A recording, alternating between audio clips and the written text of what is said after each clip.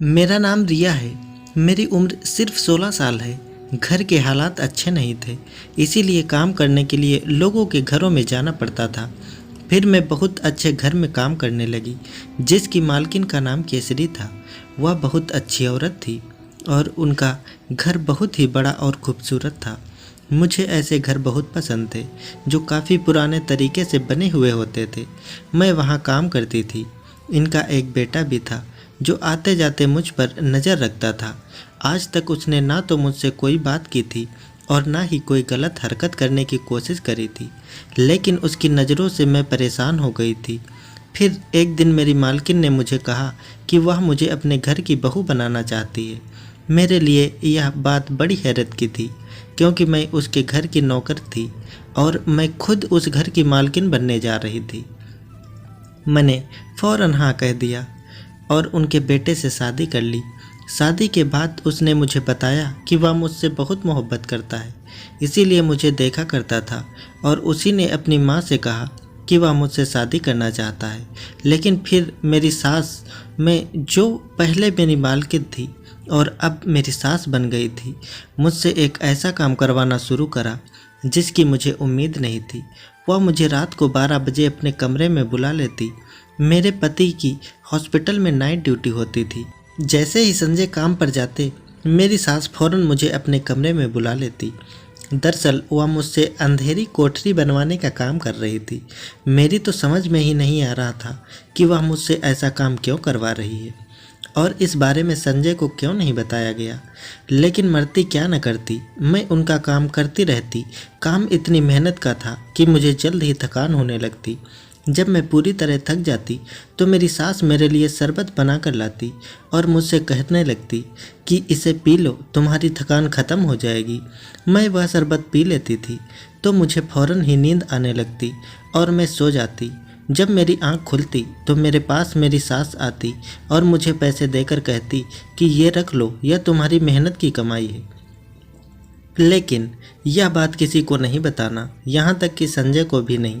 धीरे धीरे मुझे शक होने लगा कि शरबत पीने के बाद मुझे नींद क्यों आने लगती है। मुझे पता ही नहीं चल पाता कि मैं कब कहाँ कैसे सो गई। एक दिन मैं शरबत पीने से पहले अपने मोबाइल का कैमरा ऑन कर दिया और फिर वहाँ पर जो हुआ वह देखकर मेरे कदमों तले ज़मीन निकल गई, क्योंकि मेरी सास ने मेरे बेहोश होने के बाद वहाँ पर एक नहीं बल्कि 6। मैं अपने माँ बाप की इकलौती बेटी थी और बहुत ज़्यादा हसीन थी। मेरी माँ लोगों के घर में खाना पकाती थी और मुझसे भी यही करवाना चाहती थी, पर मेरे पापा कहते थे कि इतनी प्यारी लड़की को किसी के घर काम करने के लिए भेजेंगे तो हर वक्त दिल परेशान रहेगा। लेकिन माँ का यह कहना था कि मैं भी तो बहुत खूबसूरत थी, मैं भी किसी की बेटी थी। तुमने गरीबी में आकर मुझसे यह काम करवाया और अपनी बेटी की बारी आई तो तुम्हारा दिल तड़प रहा है। मेरे पिताजी जब इस दुनिया से चले गए तो माँ ने मुझे भी यही कहा कि अब तुम लोगों के घर में काम करना शुरू कर दो। मुझे एक बहुत अच्छी औरत के घर में नौकरी मिल गई थी। मैं दिन रात वहीं पर रहती थी। वह औरत मेरा बहुत ख्याल रखती थी। होली दिवाली पर मुझे तोहफे भी देती थी, मेरे कपड़े भी बनवा देती, साथ ही वो मुझे खाना भी दिया करती थी। जब भी उसके घर कोई आता तो मुझे देखकर पूछ लेता कि क्या ये तुम्हारी कोई रिश्तेदार है, क्योंकि मैं शक्ल और सूरत की बहुत अच्छी थी। इसीलिए कोई अंदाज़ा ही नहीं लगा पाता था कि मैं उस घर में एक मामूली सी नौकरानी हूँ। उसका बेटा एक ही था, संजय, जो शक्ल सूरत का तो अच्छा था, हैंडसम भी था और कमाता भी ठीक ठाक था। लेकिन वह मुझे अक्सर देखता रहता। हालांकि उसने कभी मेरे साथ कोई हरकत नहीं की थी, ना ही कोई बात की थी और ना कभी गलत इशारा किया, लेकिन उसकी निगाहें मुझ पर ही रहती थी। मैंने उसके कमरे में भी जाना छोड़ दिया था। मैं खाना बना देती और मालकिन से कह देती थी कि आप खुद ही खाना इनको दे देना। मैं उससे दूर दूर रहने लगी, क्योंकि मुझे यह सब अच्छा नहीं लगता था। लेकिन एक दिन मालकिन की तबीयत बहुत ज़्यादा ख़राब हो गई और उन्होंने कहा कि मैं तुम्हें अपने घर की दुल्हन बनाना चाहती हूँ। यह बात सुनकर मैं हैरान हो गई। फिर सोचा कि शायद बीमारी में आकर उन्होंने इस तरह की बात कर दी होगी, क्योंकि वह काफ़ी समय से बीमार भी रहती थी। इनका घर बहुत बड़ा और पुराना था। इस तरह के घर तो आजकल दिखते भी नहीं हैं और मुझे ऐसे घर बहुत पसंद है। हालांकि घर अब भी बहुत अच्छा लगता था। अगली सुबह जब इनकी तबीयत बेहतर हुई तो कहने लगी कि मैंने कल तुम्हें एक बात की थी। मैंने कहा कि मैंने बुरा नहीं माना, क्योंकि आपकी तबीयत खराब थी, इसीलिए शायद आपने बीमारी की वजह से यह बात कह दी होगी। तो कहने लगी कि मैंने बीमारी में आकर बात नहीं की थी, मैं हकीकत में तुमसे अपने बेटे की शादी करवाना चाहती हूँ। तुम खुद ही सोचो, अब इस उम्र में मैं अपने बेटे संजय के लिए कोई लड़की ढूंढने के लिए दौड़ भाग करूँगी। उसके बाद पता नहीं उसका नेचर कैसा होगा, काम धाम कैसा करेगी, मेरे घर का मेरे बात ख्याल रख सके या ना रख सके। तुम्हारे अंदर वह सारे गुण हैं जो एक अच्छी लड़की में होनी चाहिए।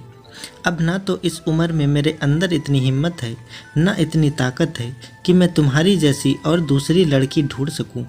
तो मैं चाहती हूँ कि तुम खूबसूरत तो हो ही, और बहुत अच्छी तरह से मेरे घर का और मेरे बेटे का और मेरा ख्याल भी रखती हो। तो मैं चाहती हूँ अब इस नौकरी को हम रिश्तेदारी में बदल दें। तुम्हारे हाथ का खाना संजय को बहुत पसंद आता है। हालांकि मुझे यह भी पता है कि संजय को कोई और लड़की पसंद भी नहीं है।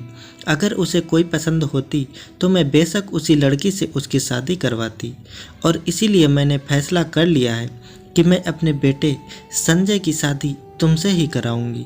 तुम अपनी माँ बाप को मेरे घर भेज दो।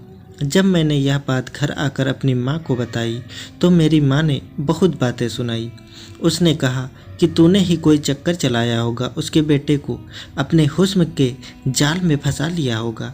जबकि मेरे दिमाग में तो कुछ और ही चल रहा था, क्योंकि मैं अपने ख़ानदान की सबसे खूबसूरत लड़की थी। इसीलिए ख़ानदान के जितने भी लड़के थे सबके रिश्ते मेरे लिए आ चुके थे। लेकिन हुस्न होता है तो नज़ाकत आ ही जाती है, इसीलिए मेरे अंदर भी थोड़ी नज़ाकत थी और मैंने सारे रिश्ते को ठुकरा दिया था।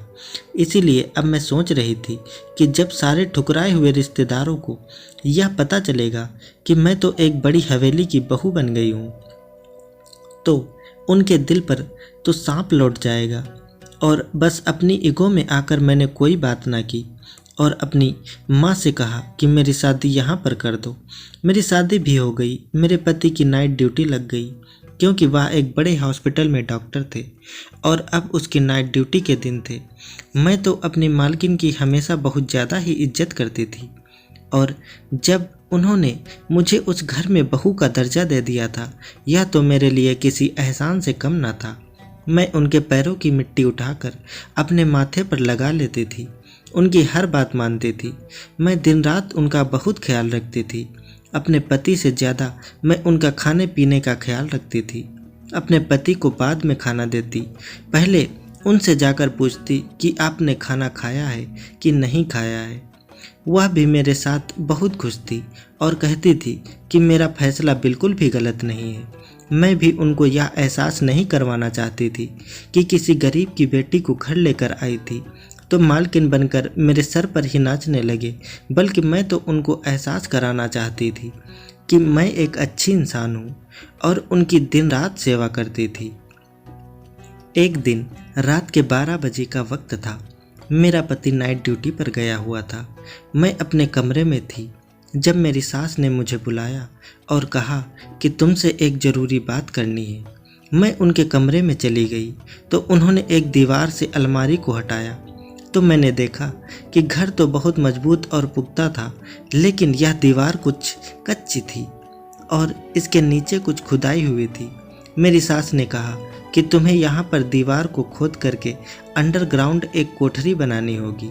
दरअसल मैं इस काम के लिए किसी पर भरोसा नहीं कर सकती और खुद मुझसे काम हो नहीं सकता, इसीलिए यह काम तुम्हें खुद ही करना होगा। इनकी बात सुनकर मैं थोड़ी थोड़ी हैरान हो गई, क्योंकि यहाँ पर गड्ढा खोदकर अंडरग्राउंड कोठरी बनाना कोई आसान काम तो था नहीं।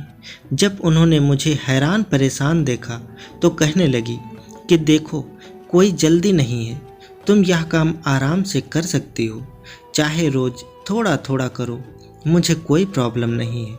मैंने अपनी सास से कोई सवाल नहीं किया, क्योंकि मुझे नहीं लगता था कि वह मेरे सवाल का जवाब देती, और मुझ में इतनी हिम्मत नहीं थी कि मैं इसके आगे उनसे जिद बहस कर सकूं। मैंने बस हमेशा की तरह उनका हुक्म मान लिया, जैसे कि हमेशा माना करती थी। फावड़ा, कुदाल, हथौड़ी, सारा सामान वहाँ पर पहले से ही पड़ा था। मैंने तुरंत काम शुरू कर दिया। रात के 12 बजे से लेकर सुबह 5 बजे तक मैं यह काम करती रही।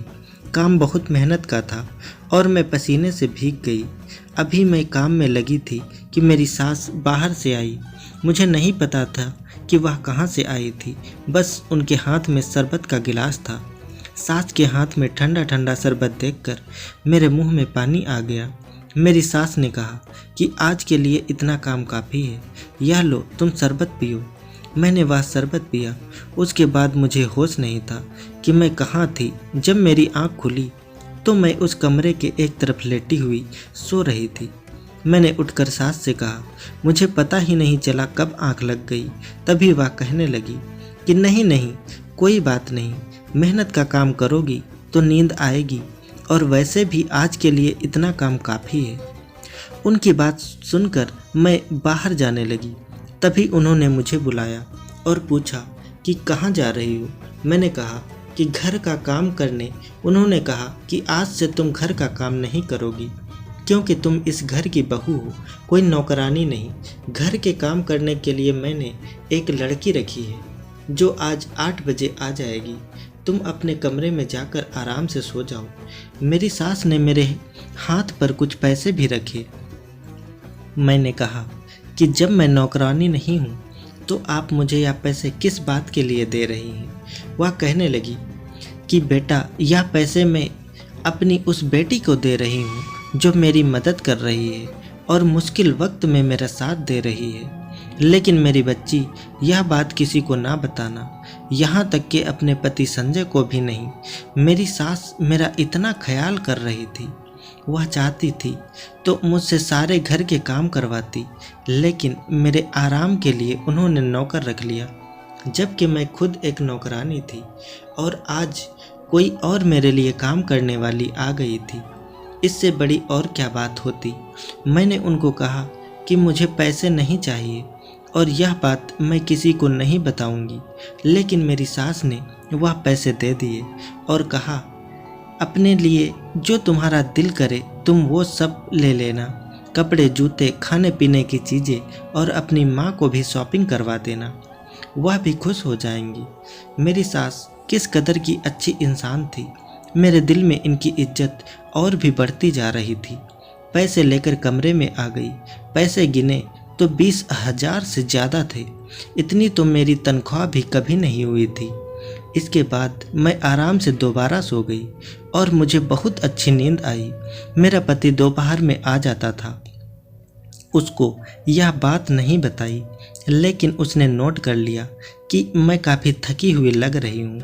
मैंने कहा कि बस ऐसे ही, मैं तो आराम करके थक गई हूँ। माँ ने मेरे लिए नौकरानी रखी है, टाइम इस घर में कैसे गुजरेगा।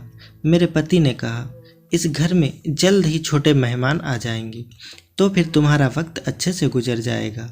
लेकिन मुझे सास की बात याद आ गई।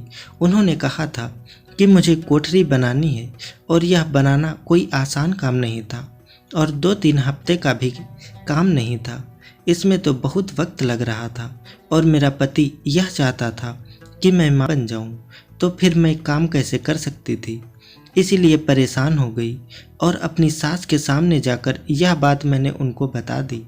तो इस पर वह कहने लगी कि तुम इस तरह बिल्कुल मत होने देना, मैं तुम्हें एक अच्छी डॉक्टर का नंबर देती हूँ, डॉक्टर तुम्हें अच्छा मशवरा दे देंगी। मैंने उस डॉक्टर से बात की और फिर उसकी बात मान ली। मेरी सास यही चाहती थी कि मैं अभी बच्चा पैदा ना करूं, जब तक कि कोठरी का काम पूरा ना कर लूं। मेरे लिए भी फिलहाल यह काम बहुत ज़रूरी था, क्योंकि यह मुझे मेरी सास ने दिया था। मैं अपने माँ की घर गई, उन्हीं पैसों से उनके लिए बहुत सारे गिफ्ट लेकर गई। तो वह कहने लगी कि अब तुम सच में बड़े ख़ानदान की बहू लग रही हो। मैंने उन्हें यह नहीं बताया कि यह पैसे मेरी मेहनत के हैं। फिलहाल मेरी माँ भी खुश हो गई थी। मैं बहुत ज़्यादा थक गई थी, मेरे शरीर बहुत दर्द होता था, लेकिन फिर भी मैं यह काम कर रही थी। रोज़ मैं यह काम करती थी। मेरी सास जब मुझे बुलाती तो मैं सच में बहुत गहरी नींद में सोई होती थी। मेरी आंखें खुलती तो मेरी सास बहुत ज़्यादा खुश होती थी। वह मुझे पैसे देती थी कि उनके पास रोज़ अपने लिए भी पैसे होते थे। वह पैसे किसी अलमारी से या अपने पास से निकाल कर मुझे नहीं देती थी, बल्कि उनके हाथ में पैसे होते थे। उसमें से थोड़े पैसे वह मुझे दे देती और बाकी अपने पर्स में डाल कर रख लेती। दिन इसी तरह गुजर रहे थे। शुरुआत में मुझे यह सब काम करने में बहुत मुश्किल होती थी, लेकिन अब धीरे धीरे थोड़ी आदत पड़ गई थी।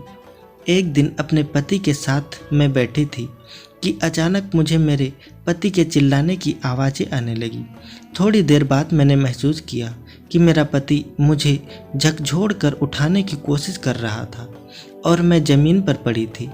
मैंने उठकर उसको देखा और पूछा कि क्या हुआ था, तो वह मेरी शक्ल देखने लगा और कहने लगा कि तुम मेरे साथ बैठी हुई नाश्ता कर रही थी और अचानक से तुम बेहोश हो गई। मैं तो डॉक्टर को बुलाने ही वाला था कि तुम्हें इतने में होश आ गया। मुझे यह बताओ कि कोई मसला तो नहीं है? क्या करती रहती हो तुम दिन भर? इतनी कमज़ोर होती जा रही हो। मैंने कहा, कोई बात नहीं है। मेरी सास ने कहा था कि इस बारे में अपने पति को कुछ भी नहीं बताना, इसीलिए मैंने अपने पति को भी नहीं बताया था। लेकिन अब इस काम से तंग आ गई थी। ठीक है कि मैं शादी से पहले उनके यहाँ पर नौकरानी थी। उन्होंने मुझे सर का ताज बनाया, लेकिन अब तो मैं इस घर की बहू थी। अब यह काम किसी और से भी तो करवा सकती थी। इससे तो अच्छा था कि यह मुझसे सारे घर का काम करवाती। काम करने की आदत थी, पर इस तरह तो वाकई मेरी सेहत खराब हो रही थी। आंखों के नीचे काले गड्ढे पड़ रहे थे और मेरी सास की हरकतें मुझे शक में डाल रही थी कि मेरी सास मेरे लिए शरबत क्यों लेकर आती थी। मुझे शरबत पीकर ऐसे नींद क्यों आ जाती थी जैसे मैं बेहोश हो गई हूँ। मुझे कुछ याद क्यों नहीं रहता था। मुझे अपने कमरे में भी जाना याद नहीं रहता था। मैं उनके कमरे में ही सोफे पर गिर के सो जाती थी और सुबह वापस अपने कमरे में आती थी। मेरी सास ने मेरे लिए बहुत कुछ किया था, लेकिन मुझे फिर भी यह जानना था कि वह मुझसे अपने ही घर में कोठरी क्यों बनवा रही थी। मैं अकेली लड़की पूरी कोठरी कैसे बना सकती थी जिसमें कोई बैठ सकता था। यह घर काफ़ी पुराना था। इस तरह से यहाँ पर खुदाई कराकर कोठरी बनाना अच्छी बात नहीं थी। इस घर की दीवारें पुरानी हो गई थी और कभी भी गिर सकती थी। फिर मेरी सास को यह सब करने की क्या ज़रूरत थी? मेरे सास ने तो मुझे बच्चा पैदा करने से भी मना कर दिया था और मेरा पति बच्चे के ख्वाब देख रहा था। वह मुझसे कहता था कि बच्चा पैदा करना है ताकि इस घर में एक छोटा नन्हा सा मेहमान आ जाए, हमारी ज़िंदगी शुरू हो जाए। जब तक मेरा कोठरी बनाने वाला काम ख़त्म नहीं होता, मैं बच्चा पैदा नहीं कर सकती थी और पता नहीं यह कब ख़त्म होना था। मैंने सुना था कि पुराने ज़माने में जब लोग इस तरह का काम करते थे तो उन्हें कई साल लग जाते थे। अगर वाकई ऐसी बात थी तो क्या रोज़ मुझे इतनी ही मशक्क़त करनी थी? मैं इतनी बुरी तरह से पसीना पसीना होकर थक जाती थी। मेरी हालत बहुत बुरी हो जाती थी।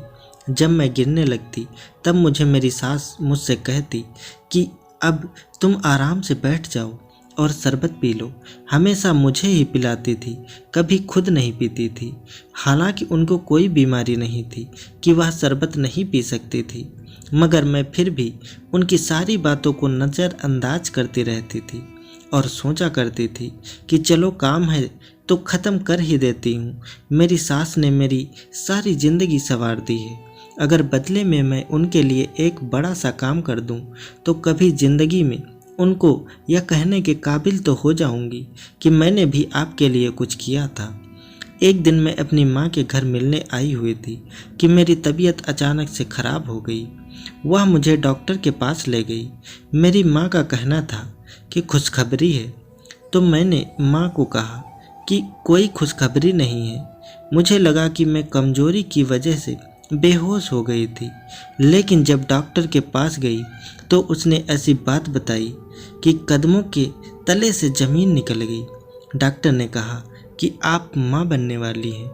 मैं हैरान रह गई, क्योंकि मैंने तो डॉक्टर से पूछकर कुछ ऐसा कर रखा था कि मैं माँ नहीं बन सकती थी।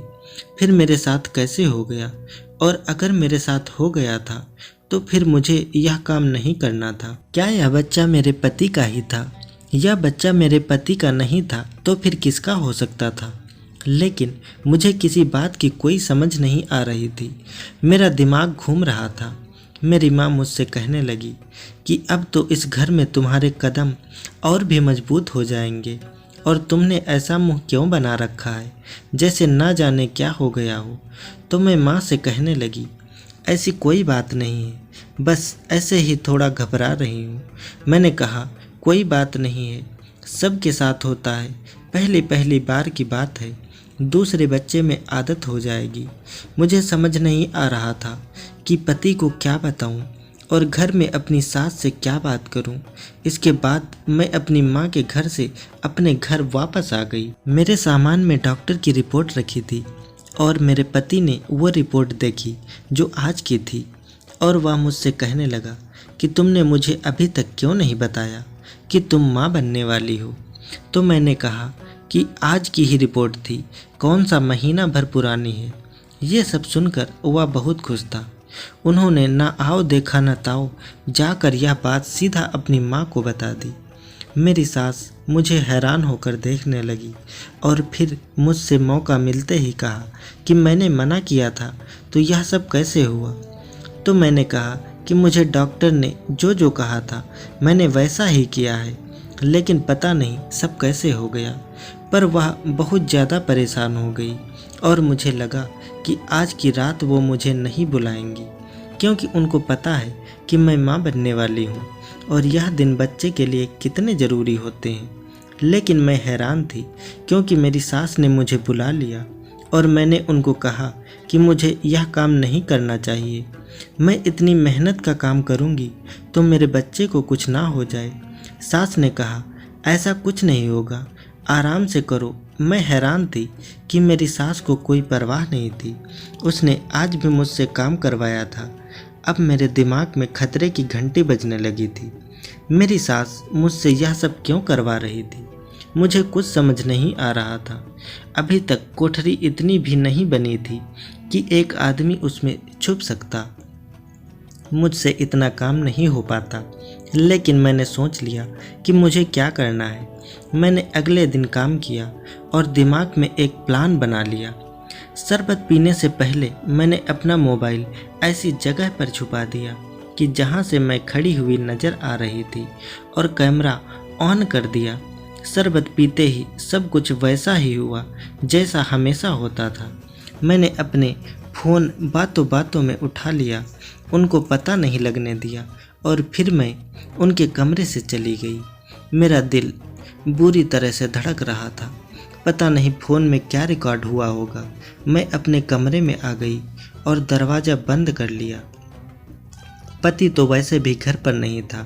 फ़ोन की वीडियो प्ले करते हुए हाथ कांप रहे थे कि पता नहीं क्या रिकॉर्ड हुआ होगा, क्योंकि कुछ ना कुछ गड़बड़ थी। इस बात का तो पता चल गया था। वीडियो में देखा कि जैसे ही शरबत का गिलास मैंने पी लिया, मैं चक्कर खाकर गिर गई।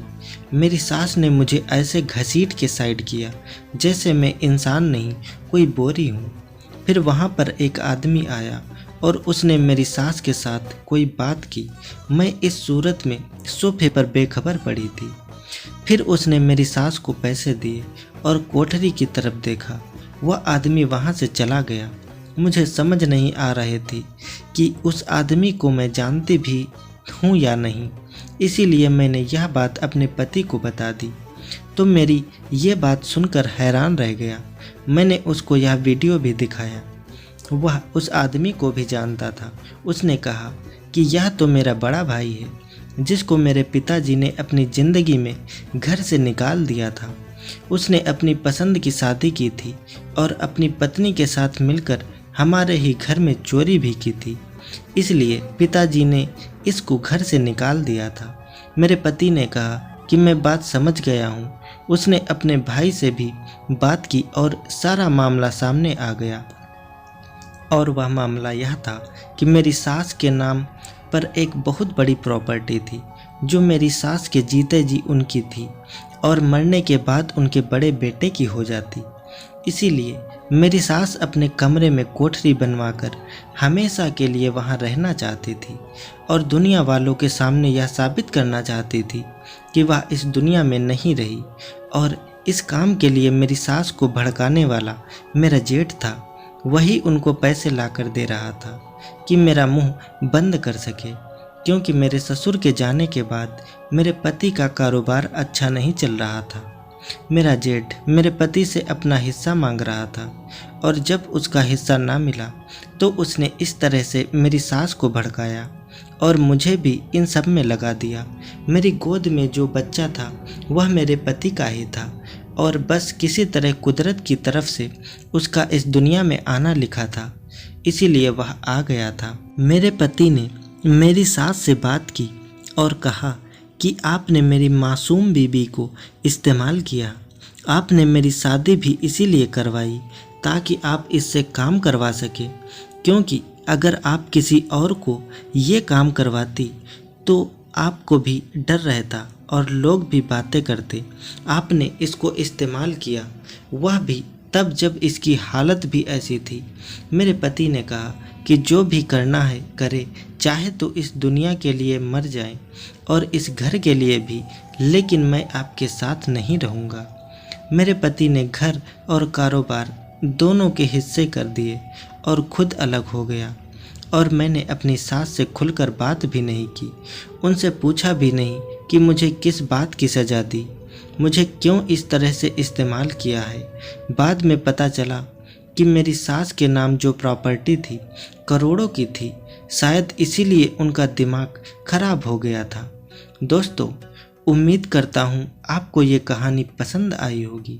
अगर कहानी पसंद आई है तो वीडियो को लाइक और चैनल को सब्सक्राइब करें और बेल आइकन को भी प्रेस कर लें ताकि अगली अपडेट सबसे पहले आपको मिले। धन्यवाद दोस्तों।